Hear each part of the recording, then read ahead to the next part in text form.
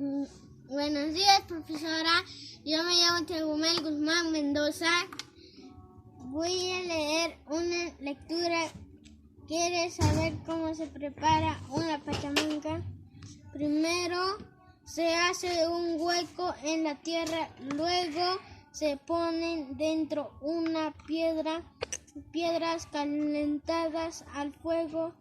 Sobre las piedras calientes se colocan distintas carnes, se acomodan las habas, las papas, los choclos y las humitas.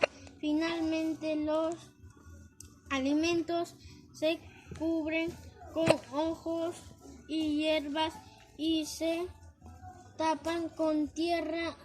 Se espera una hora aproximadamente, se desentierra todo y a comer.